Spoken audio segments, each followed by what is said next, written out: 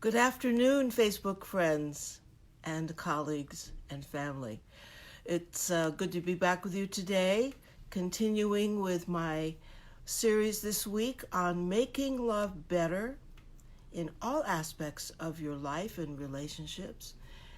Making love better with your friends, with your family, with your lover, with your spouse, with your co-workers. Making love better is about creating better relationships and connections.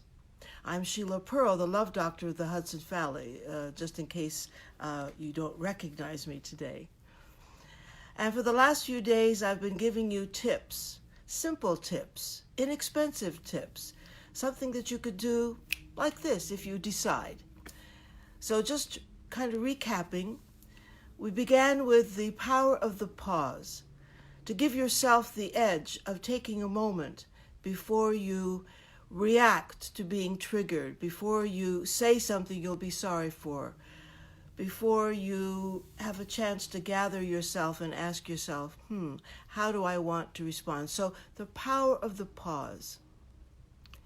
And then the power of smiling, the smile. The energy of the smile is something that's, first of all, contagious. And when you do choose to smile, as you can see, everything lifts in your face and your eyes, and that's indicative of everything lifting and shifting in your energy. And then is the power of taking that deep breath, perhaps taking many deep breaths. Because when we do pause and we do smile and we do take that deep breath, we're giving our brains and our bodies that much needed oxygen that often drains away from our brain and drains away from certain parts of our body that need it when we're in a state of fight or flight, when we're in a state of tension and stress, we're in a state of anger or sadness and despair. And so just those three things can kind of help you balance your energy. Then there's the power of feedback, being willing to give feedback and being willing to receive feedback. When we are in the midst of a conflict, we're in the midst of feeling upset about something, to gather ourselves, gather our thoughts, and choose to, instead of giving a shot below the belt, instead of attacking someone we claim to love with a criticism, to choose to give feedback. And then to have fun. Choose to have fun. So we were having fun talking about fun yesterday. Oh, laugh and laugh. I think the next one after feedback is laugh, yes. So laugh is an extension of smiling. And laughing is an energy that you can conjure up anytime you choose to, because it will offset what I call a stuck state of energy. When you're feeling stuck, when you're feeling down, when you're feeling literally your energy is down, when you laugh, it lifts it up, quite literally, right? So that after that is the whole idea of having fun. So today, I want to talk about the power of curiosity. To be curious is to sidestep being judgmental. Being curious is to sidestep assuming anything. And curious fuels that wonderful intention of seeking to understand, which is what feedback is all about. When we want to give and receive feedback, it's about establishing a reciprocity, the intention of wanting to understand more. So when we're curious about something, about someone, we're not assuming that we know what's going on. We're not assuming that we know what the other person is thinking or intending. We're not assuming that we think the same way the other person thinks and vice versa. And in being curious, we're seeking to know more, to learn more, with wide eyes, with clear eyes, and with a sense of innocence. You know, when you first meet someone, especially that special someone in your life, and you want to know everything about them all at once. Well, of course, it doesn't happen all at once, but there's that wonderful, delicious energy of curiosity. And that curiosity fuels that sense of romance that we have in the beginning of a sweet and delicious, loving relationship. And so this curiosity is something that can allow us to open the doors and the channels of seeking to know, seeking to understand.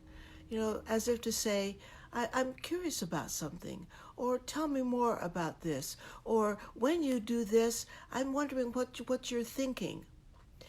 It's kind of like the story of my husband and the lids on the ketchup, the mayonnaise, and the mustard. And I'm not even sure if I had the presence of mind to go to that curious place at that time. This was a long time ago. But it might have helped along the way if I had said to him, "Sweetheart, I'm just curious about something. I'm just wondering what gets in the way of your putting back the lid on the ketchup, the mustard, and the mayonnaise. It's a curious thing to me. It's a peculiar thing, and I'm trying to keep my sense of humor, but I'm just curious." And if I lead with that kind of question, a question of curiosity, rather than an attack, like, "I can't believe you're taking off the lids and don't put them back. And why can't you ever put them back? And can't you ever listen to me? And why do you want to annoy me?" And all kinds of things that might come out of making an assumption about something, about someone that's doing things that annoy you. If you can remain curious, maybe you'll learn something instead of making a judgment. Maybe you'll learn something you wouldn't have known otherwise instead of making an assumption. In Don Miguel Ruiz's wonderful little jewel, The Four Agreements, the third of the four agreements is don't make assumptions. The second one is don't take it personally. And just imagine if you could remain curious inside of a situation in which you're taking something very personally, and instead of taking it personally, to be curious about what the other person is thinking, what they're intending, so that you can check it out also in terms of assuming that you should take it personally. So we do all kinds of assuming all the times. We jump to conclusions, we make assumptions, instead of being curious.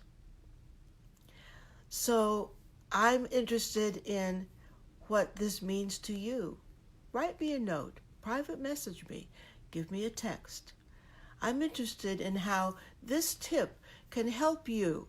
If you just remind yourself, be curious instead of assuming that you know already what the other person is thinking or intending. The fact of the matter is, you might be correct, but you might not.